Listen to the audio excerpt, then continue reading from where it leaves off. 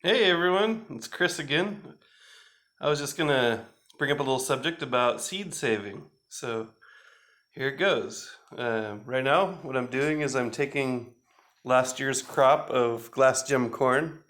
I did a small, probably like 4 foot by 6 foot plot of corn, and I got quite a few. And so I'm just shucking all the corn, raveling the seeds off into here, and I'm gonna store it for next year. Or actually, some of it I'm gonna grow this year, and then I'm gonna store it long term. And then once I'm done, I put the leftovers here. I'll probably just toss these over to the chicken coop. So that's corn. And then I have some tobacco seeds here. I know a place where they're growing some tobacco, so I grabbed a few of those pods. I'm gonna grab some more because they're budding right now. And then there's some pretty cool purple beans. Both these white and purple beans, the bean plant grows the same way. Um, it's just the purple ones. You can tell just slightly when the shell of the bean pod starts to dry out. It's a slightly darker tan color, and the beans are a little bit bigger. So that's kind of cool.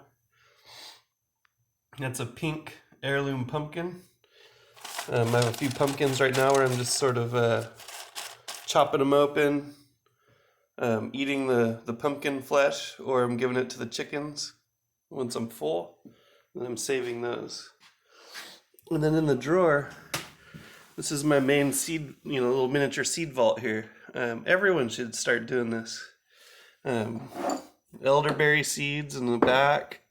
All these back here, different varieties of pumpkin or squash. And so whenever I chop open a spaghetti squash or butternut squash or watermelon that has seeds or cantaloupe, anything like that, I'll save the seeds, dry them out, and then now I have a good cache of different types of melons and squash. So we got our artichokes, peppers, several different varieties. This jar is just a mix, all kinds of different peppers in there. So I plant them, and whatever grows, and it's kind of a surprise. Little small different beans in here, lentils and stuff. This is milk thistle. It's kind of a weed that just grows everywhere, anywhere that cattle have been.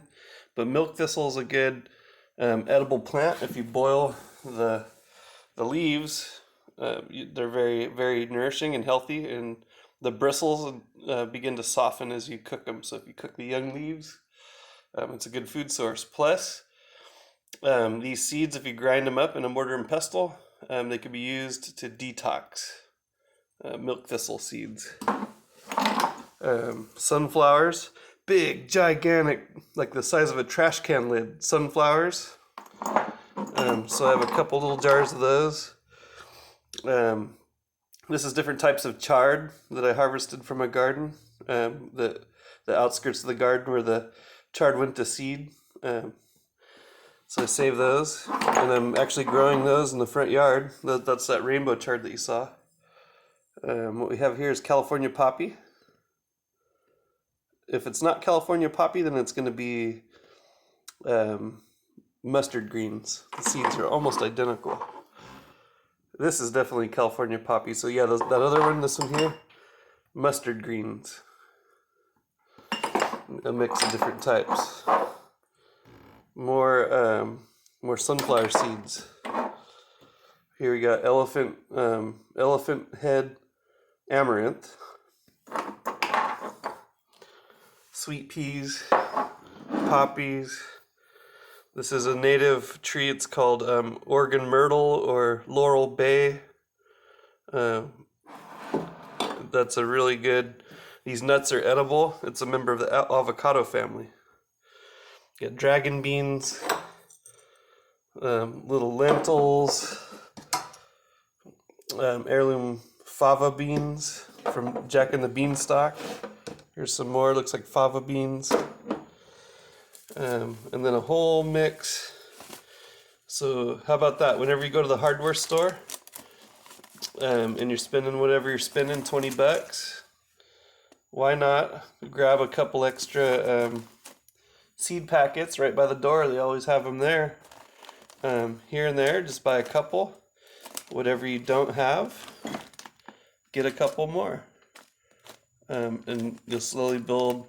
It's a cheap, kind of consistent process for building a seed bank. So between saving your seeds and picking up seeds from the store, you can build up a pretty quick supply. So that's my recommendation for y'all. Get some sweet corn, a little hybrid there. So that's more of a food crop one. I doubt those seeds are going to be able to be saved and then resprouted like the seeds I'm working on up here. This is glass gem corn. It's one of the oldest varieties of corn to be cultivated by humans. So according to the research I was doing, they found this corn at Paiute ruins dating back 10,000 years BC. So that's woolly mammoths were still walking around, all those big megafauna were around. And the indigenous people of North America, the First Nations people, were using this glass gem corn, rainbow corn, for sustenance. And so we're still using that. If it worked then, it should work now. It does take a little more of a process to make it edible, but it makes an excellent popcorn. In fact, you can take these corn cobs and put them in a paper bag and pop them in the microwave on the cob and have popcorn on the cob. So there's a little fun thing to do. So anyway, I just thought I'd talk to you guys about seed saving and saving up your little seed bank. If you have friends that have gardens, I recommend that you pick up seeds from friends, exchange them, and keep a good seed bank going. And the seeds should last for a long, long time if you keep them in a drawer like the way I do, in glass jars. Some people put them in the fridge if you have fridge space. But you can really grow a lot of food in a small spot.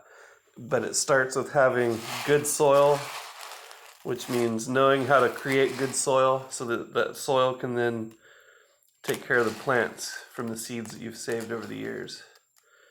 If you have any questions, leave a comment down in the comment section. I hope you all are having a wonderful day and stay healthy, okay? All right, keep in touch. Talk to you guys later. Like and subscribe.